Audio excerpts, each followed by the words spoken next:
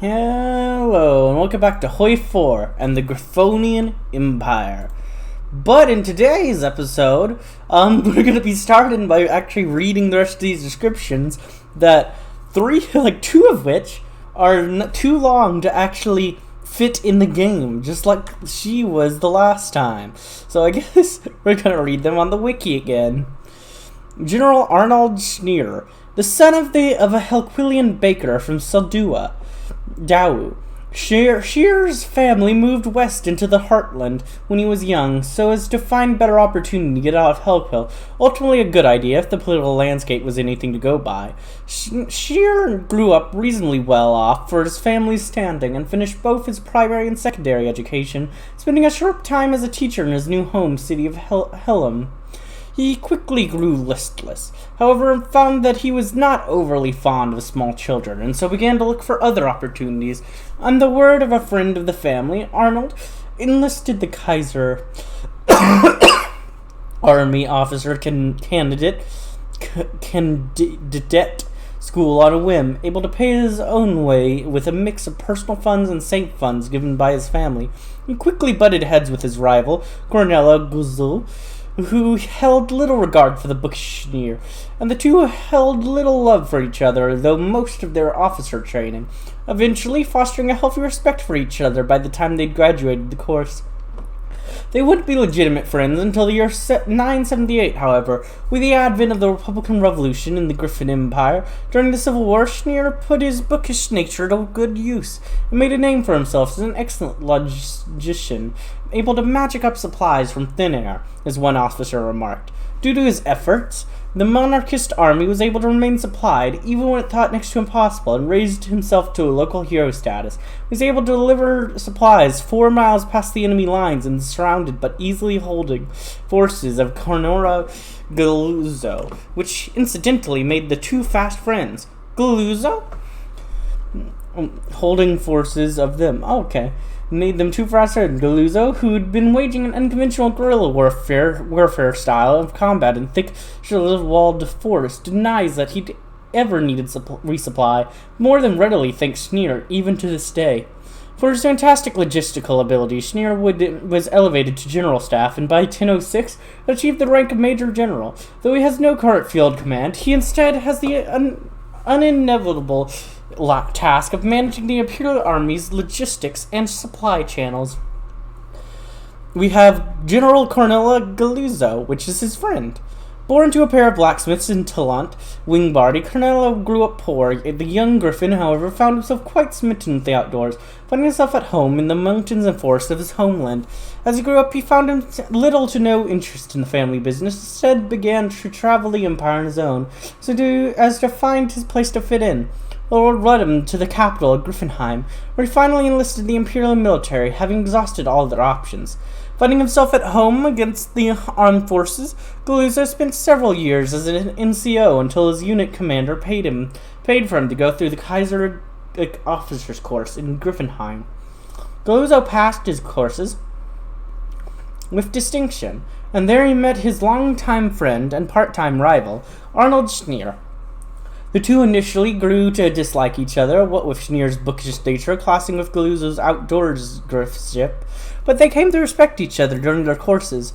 At the time of the Republican Revolution of 978, the two had become friends and supported each other during the Civil War. Their Galuzzo's love of the outdoors bled into his style of warfare, where his active lifestyle and terrain knowledge made the then Humptman an excellent field officer. By the end of the war, the Galuzzo had fought in several difficult battles in different terrain, such as mountains and thick forests, winning stunning victories for the monarchist forces and cementing him as a rank of Upthurst. Galuzzo is a dedicated proponent of extreme terrain fighting for the Griffon Imperial military, and has recently begun to push High Command to create a special tasks and training branch of the Imperial Army. Then we have General Theodore Frondlich. Born to one of the various Griffin noble houses of Kivinsin, Theodore Frondlich grew up amongst the wealth and excess of noble life, and much to his chagrin was not exactly the most morally proper Griffin in the world. Fed up with the dealing with his excesses, His mother and father shipped him off to the Kaiser Academy in Griffonheim, where he was beaten into shape by his instructors and remolded into a proper military officer despite his personal failings earlier in his life. He easily made his rank as junior officer, having grown up with decent schooling from his parents. However, his old habits began to creep back into his lifestyle, having made a rank, and he was frequently in trouble with his superior officers for inviting his aristocratic friends to outlandish parties requiring the intervention of the military constabulary. Things changed, though, in the year 978, when the Republican Revolution broke out. Froelich, who'd been at the military academy celebrating a fellow aristocrat's graduation party, nearly panicked and ran when the gunfire broke out in the city, seeing his terrified country gifts. Barely adults themselves changed something within him, though. Technically the highest ranking officer at the academy, as the instructors held no rank on the basis of being retired officers, Theodore steeled himself and took charge of the situation, snapping out orders in a manner which no one had heard from the aristocratic Griffin before. With his troops rallied and the academy's out-of-date armaments passed out, Froelich organized as good a defense as he could manage, defending the officer academy for nearly a week until Griffonheim was declared lost to the Republicans. Refusing to just up and surrender himself and his troops, however, Theodore led his soldiers in a fighting retreat out of the academy and through the city until they were grouped with the monarchist armies southeast of the city. For his actions, he received the favor of the crown for his calm under extenuous circumstances, and for his later actions during the Republican Rebellion. He continued to climb through the ranks, making the prestigious rank of Major General by 1005, a mere 30 years after his induction into the Empire's officer corps. And now we're going to move back over to just normal playing the game. Alright, and now we're back to the actual game itself. Hopefully staying there, General Benito, because the rest of these generals actually fit into the thing. Born to a family of hat makers in the town of Varsilfer, no one could have possibly imagined the heights young Benito would reach. Unwilling to pursue the family business, he enrolled into the Bronze Hill Border Guard in 959. His unit fell in an ambush from white-tailed clan raiders. With the unit's officer killed, he assumed the leadership of the unit and heroically fought off the raiders. For his bravery, he was rewarded with a promotion into the Kuntul army. Despite his rudimentary education and low birth, he rose above expectations and served with distinction. Some even expected him to eventually be promoted within the higher ranks of Bronhill military. However, after the loss of the idle boars, he requested to serve in the Barkginen Guard. Due to his low birth, the guard's rules meant he would have to begin at the lowest rank. Nevertheless, he joined. He once again rose above expectations when in 978 he was personally responsible for saving Grover V's life, an act for which he would be rewarded by being promoted to the rank of that and credited by the name during Grover V's coronation speech. And we have Thrax. Born to the Veneral Zoo Ellisland family in the changeling hive of Gorax, Thrax Ellison was the third eldest child of about a dozen brothers and sisters. Although his family had long since grown rich due to their ties to the whaling industry, however, Thrax found his family existence rather dull, and as such he would soon find himself enlisting in the changeling army. Serving as an enlisted trooper for a full service rotation, Thrax found that he rather enjoyed his time as an infantryling, and decided to remain in the service. On the suggestion of his peers, he used his family's connection to land himself a spot in the Vassilipolis Officer Academy. From there he graduated near the middle of the class, and would go on to be an infantry commander during the Canterlot invasion under the then Marshal Sinovel. Although the invasion ended in failure, Thrax would nevertheless continue to steadily rise through the ranks of the changing army, earning the rank of Major in 1005 ALB. Coincidentally, the same year the changing Griffonian Attaché was formed. Thrax, intrigued by the prospect of getting to explore a whole new continent, would go to become one of the very few changelings to volunteer to join the Attaché. Ultimately, this decision would prove rather fruitful for the changeling, as he found himself right at home, both rubbing soldiers with the Imperial nobility and in helping the Orbist Sinovel run the Attaché, although it could be said that he has gotten a bit too friendly with the locals. The tales of his late-night dalliances are anything to go by. Ooh. And we got Haggis was cough, which is nothing. Also, you're free to promote, so I'm just going to go ahead and promote you, because why not? So, cool, you're promoted. How do you feel? Do you feel happy? No, Theodore guy? You're promoted. You're welcome.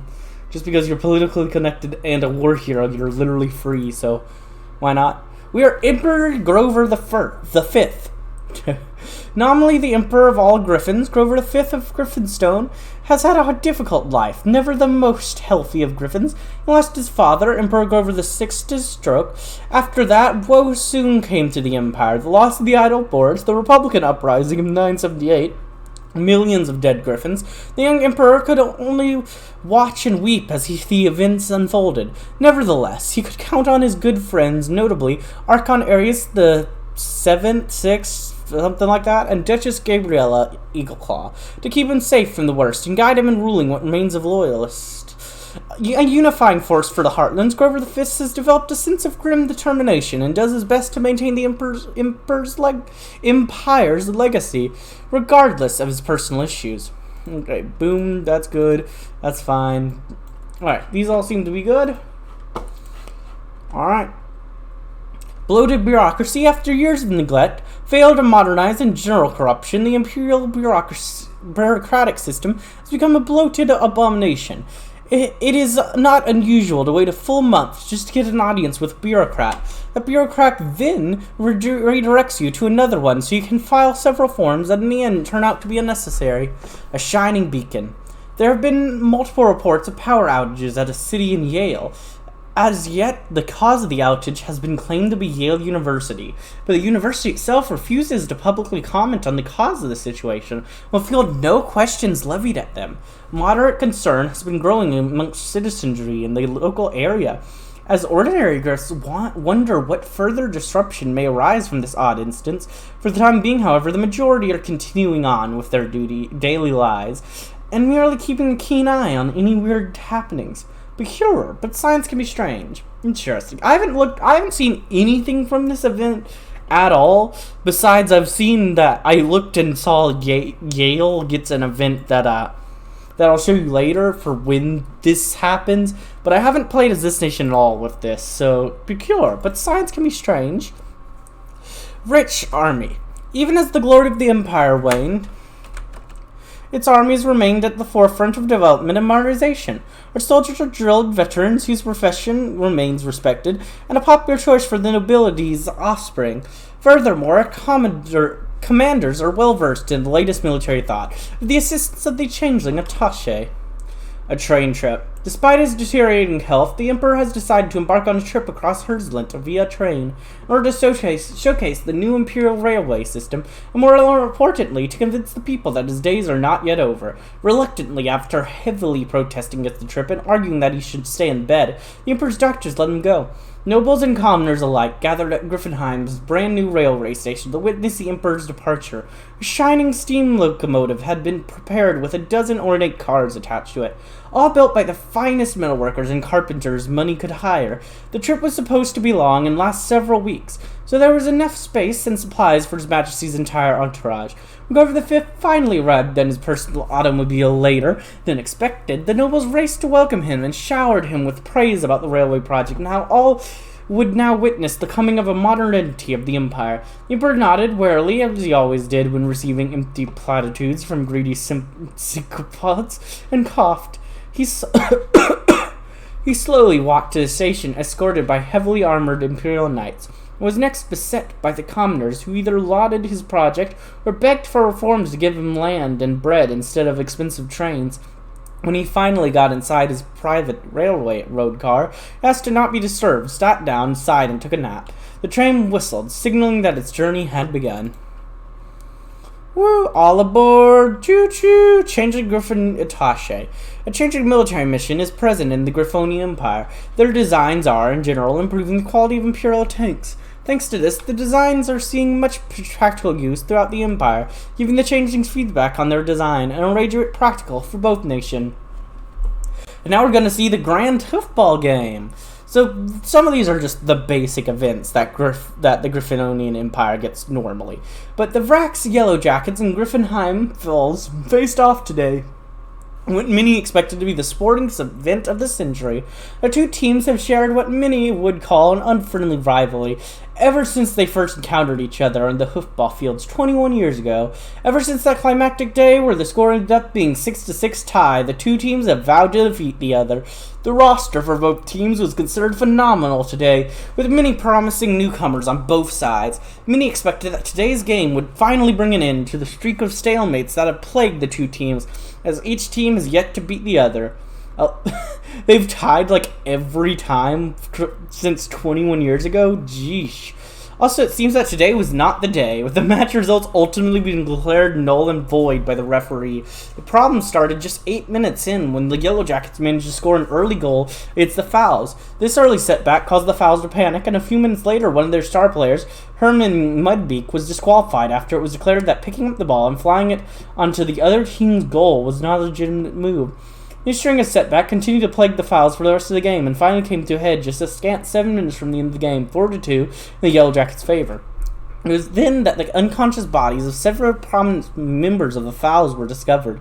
This led to the unmasking of 3 changelings, which had apparently infiltrated the Fouls in an attempt to sabotage their efforts?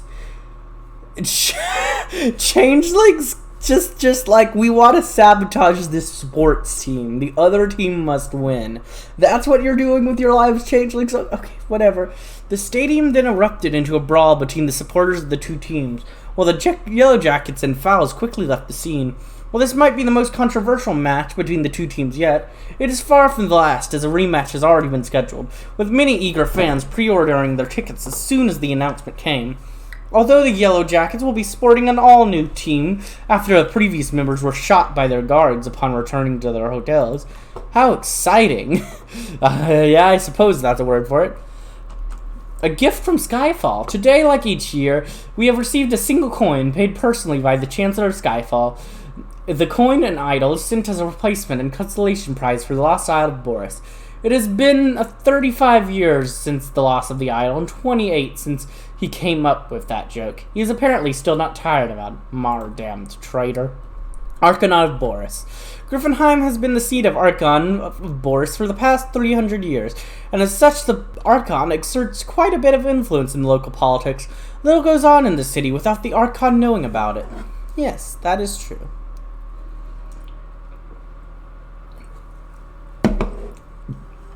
The Archon is very important to our noble society.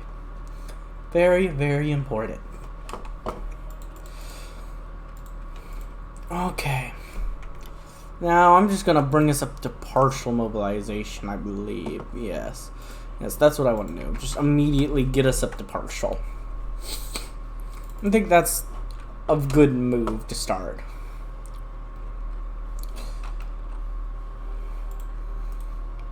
Hopefully we'll get rid of this bloated bureaucracy and soon enough, and we'll be happy people with nothing going wrong. Back home. The railroad trip was a rousing success.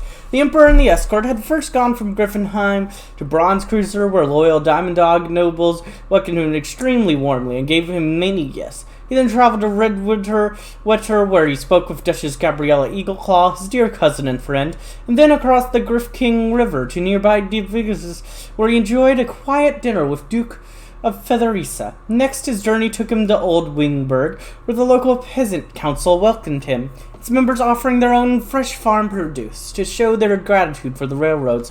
Soon the Emperor arrived in the free city of Mao, where Archon wished to discuss politics with him in private, but was refused by the tired Emperor, who was not particularly fond of the infamous zealot.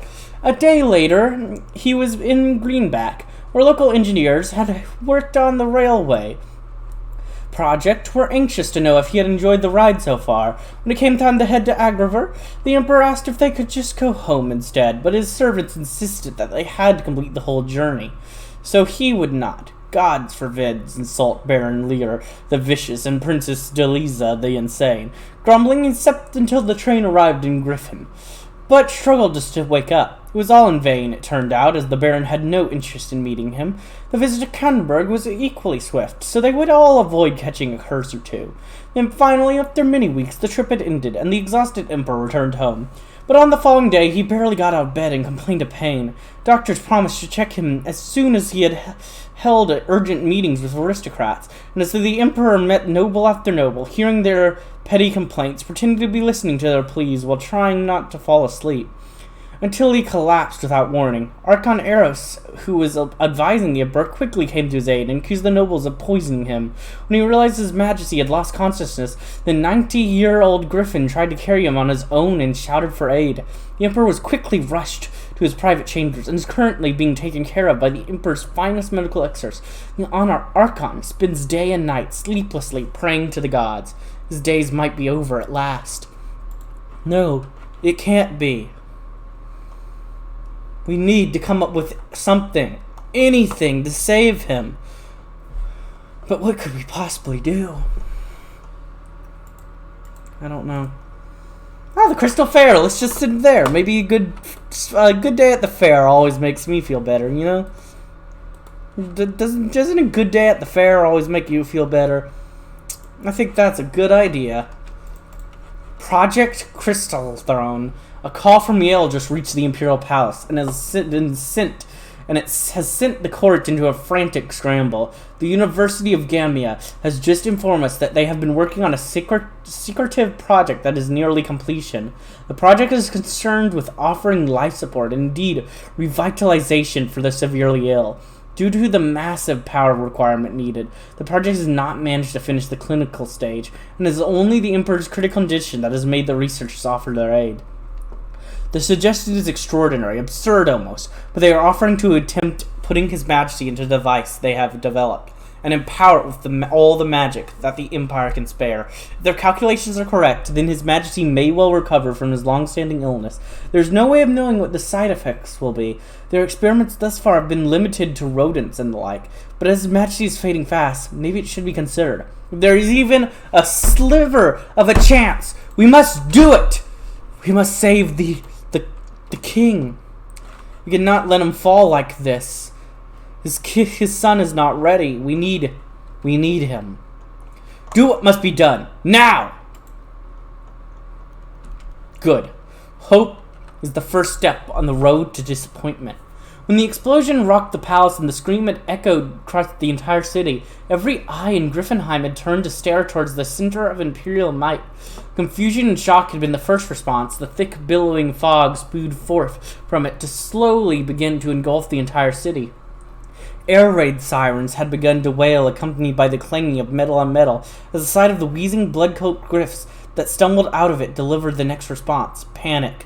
Chaos followed, and Griffs fled in a panic way from the deathly mist that had swallowed the palace and threatened to engulf the entire city. Hundreds of thousands ran, tens of thousands died. As the evening began to fall, the entire city was blanketed in gas and death.